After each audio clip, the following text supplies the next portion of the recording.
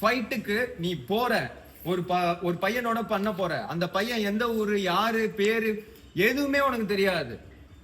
தெரியாத ஒரு பர்சன் கூட தான் நீ எப்பவுமே ஃபைட்டுக்கு போற. புரியுதா? உன் ஃப்ரெண்டு கூட நீ விளையாடுறீன்னா உன் ஃப்ரெண்டு என்ன காலை தூக்குவான், அவனுக்கு இந்த காலில் தெம்பு இருக்குமா, இந்த காலில் தெம்பு இருக்குமா அப்படிங்கறதுலாம் உனக்கு தெரியும் உன் கிளாஸ்ல உள்ள பசங்களுக்கு. ஆனா நீ இன்னொரு இடத்துக்கு போய் பண்றப்போ, ஸ்டேட் மேட்ச், நேஷனல்ஸ் விளையாடுறப்போ அங்க இருக்கிற ஆப்போனன்ட் யாருன்னே உனக்கு தெரியாது. அப்படிங்கிறப்ப நீ எப்படி விளையாடணும்? சோ நீ டிஃபரெண்ட் பர்சனோட நீ விளையாண்டு உன்னோட ஸ்கில்ஸை டெவலப் பண்ணணும். சோ நீ கெஸ் பண்ண கூடாது, கெஸ் பண்ணணும். நீ பண்ணக்கூடியதா அவன் கெஸ் பண்ண கூடாது.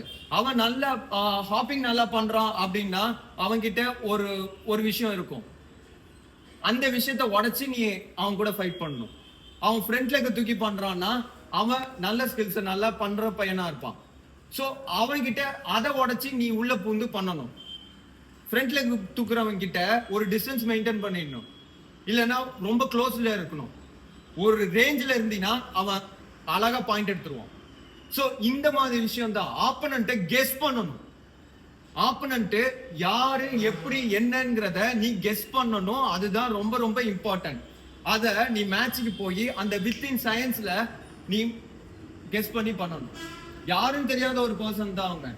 ஆனா நீ கெஸ் பண்றது கரெக்டா இருக்கும்.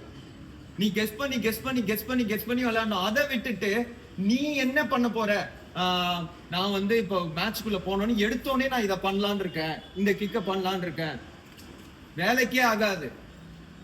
நீ என்ன பண்ண போறன்றத பிளான் பண்ணிட்டு அங்க போனீன்னா அங்க நீ தோத்துருவ. ஆப்பனன்ட் பண்ணக்கூடியதை எப்படி சமாளிக்கணும்ங்கிறத தான் நீ கத்துக்கணும். அதுதான் ஃபைட்டு. அதுதான் நீ நிறைய பர்சனோட ஃபைட் பண்றப்ப அது உனக்கு வரும். அந்த ஸ்கில்ஸ் டெவலப் ஆகணுன்றதுக்காக தான் நீ வேற பர்சனோட ஃபைட் பண்ணுமோ தவிர உன் கிளாஸ்க்குள்ள இருக்கிற பசங்க கூடயே நீ விளையாண்டுட்டு இருக்க கூடாது. நீ நிறைய மேட்சஸ் அட்டன் பண்ணுன்னு ஒரு கோச் சொல்றதுக்கு ஒரே ரீசன் இதுதான்.